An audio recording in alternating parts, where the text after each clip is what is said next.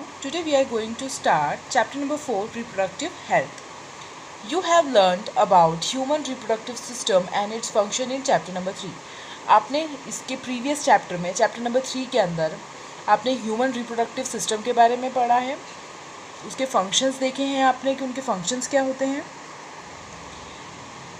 Now let's discuss a closely related topic reproductive health.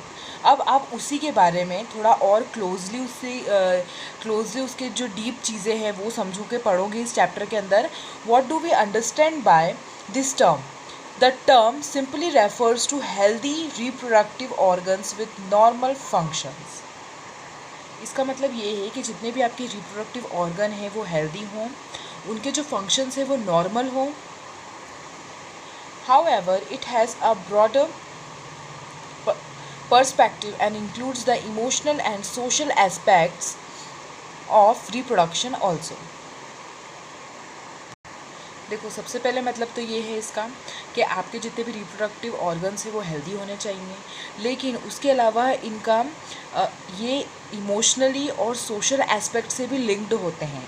Reproduction also, ठीक है, of reproduction also.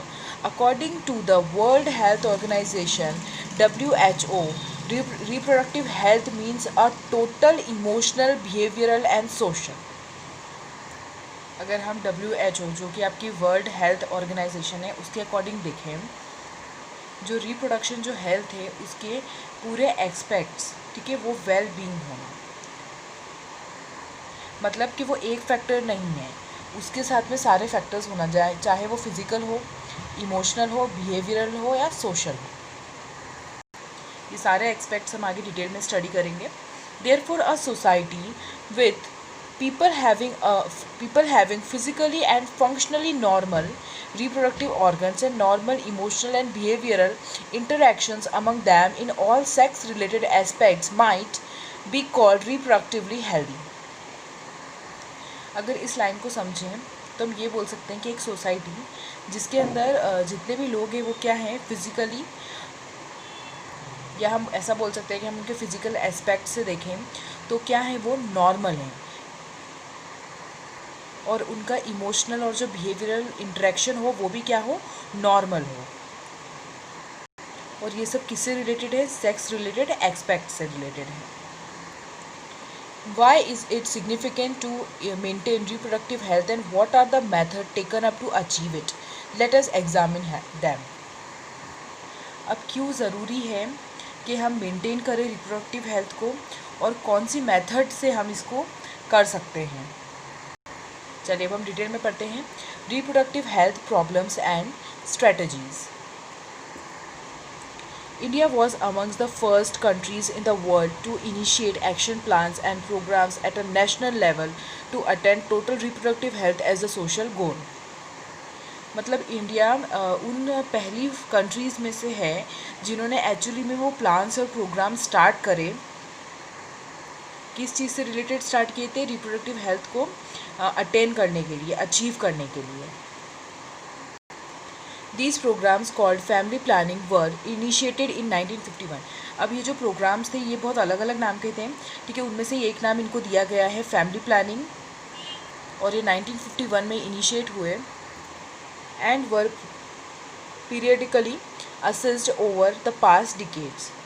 वो start हुए थे 1951 में और फिर धीरे धीरे उन पर वर्क हुआ है.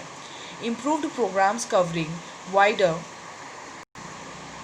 reproduction related areas are currently in operation under the popular name Reproductive and Child Health Care RCH program, creating awareness amongst people about various reproduction related aspects and providing facilities and support for building up a reproductively healthy society are the major tasks under these programs. अब उसने क्या बोला कि इन particular areas, जो reproductive related areas जो हैं, जो programmes, जो एक्शन प्लान्स इन फील्ड के अंदर जो ऑपरेट हैं,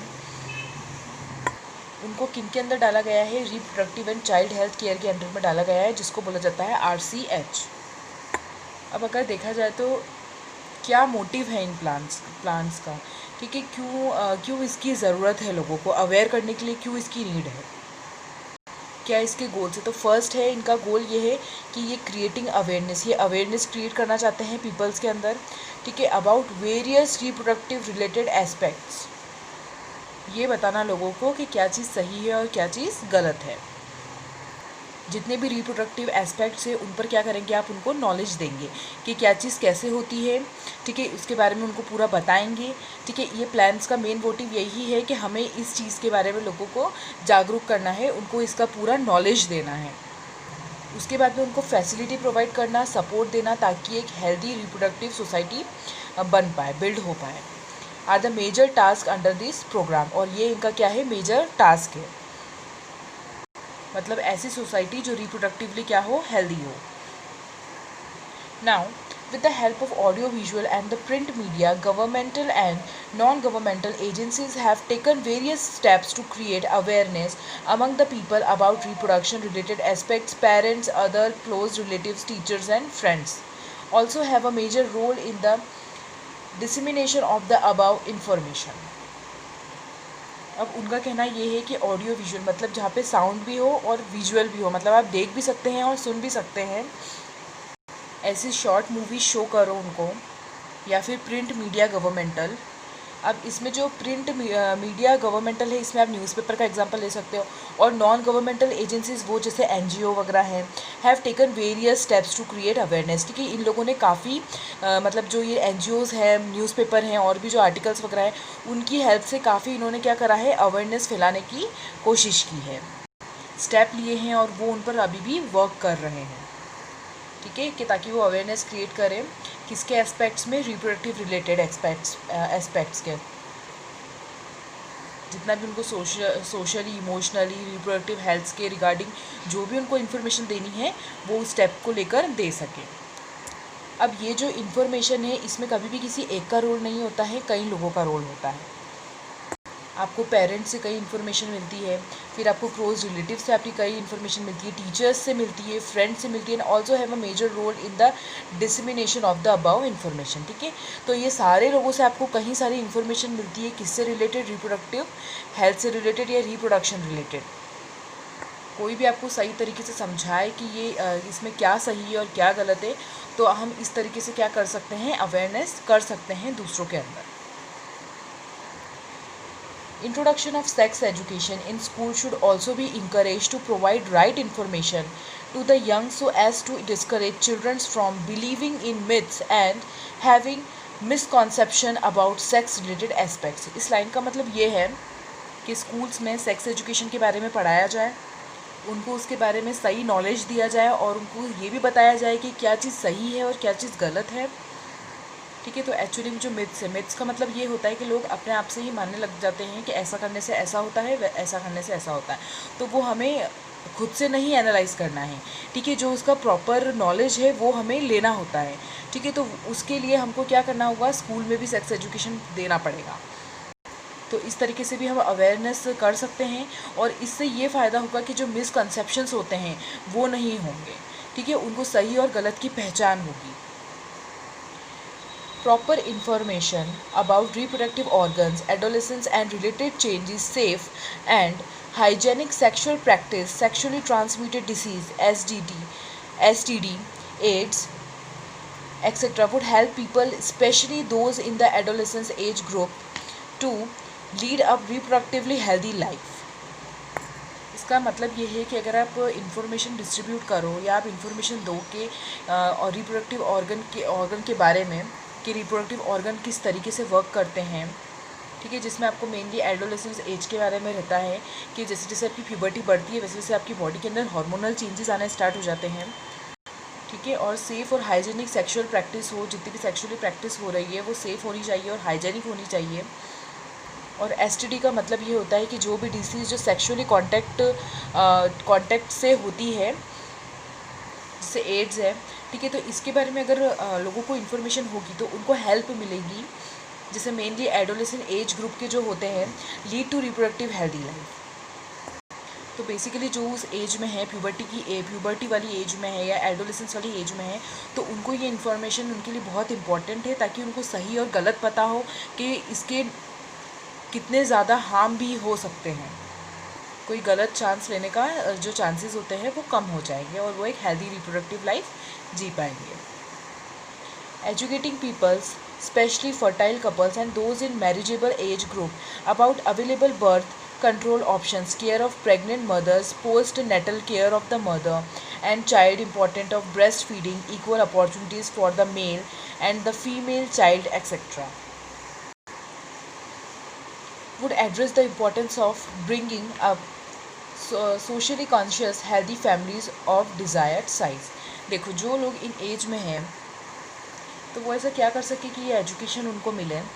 किन लोगों को, जो फर्टाइल कपल्स हैं, मतलब जिनकी शादी होने वाली है या जो मैरिजेबल ग्रुप में हैं, उनको इस चीज़ की इन्फॉर्मेशन हो, उनको बर्थ कंट्रोल ऑप्शंस के बारे में पता हो, उनको ये पता हो कि प्रेग्नेंट मदर की कैसे केयर करनी है, आफ्टर बेबी कैसे केयर करनी है, ये सब पता हो, उनको ब्रेस्ट फीडिंग की इम्पोर्टेंस पता हो, और मेल और फीमेल चाइल्ड को इक्वल अपॉर्चुनिटी मिलती है। तो इस चीज़ का अगर उनको आइडिया होगा तो जितने भी इश्यूज़ हैं ना हमारी सोसाइटी में वो ऑलरेडी इरेडिकेट हो जाएंगे, या बोल सकते हो वो ख़त्म हो जाएंगे या फिर वो कम हो जाएंगे।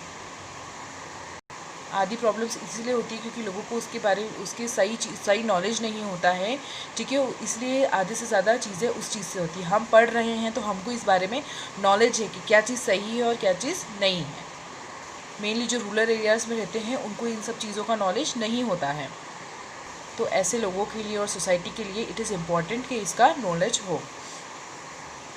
चलिए, awareness of problems due to uncontrolled population growth, social evils like sex abuse and sex related crimes etcetera need to be created to enable peoples to think and take up necessary steps to prevent them and thereby build up a socially responsible and healthy society।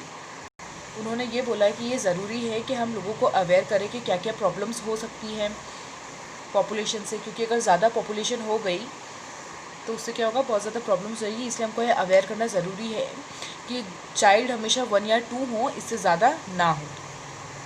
फिर sex abuse जो होता है, जो बच्चों के साथ में होता है, बड़ों के साथ में होता है, हर एज ग्रुप के साथ होता है, जो न्यूज़ में हम देखते रहते हैं, ठीक है। तो ये सब चीज़ें भी लोगों को बहुत कम समझ में आती है।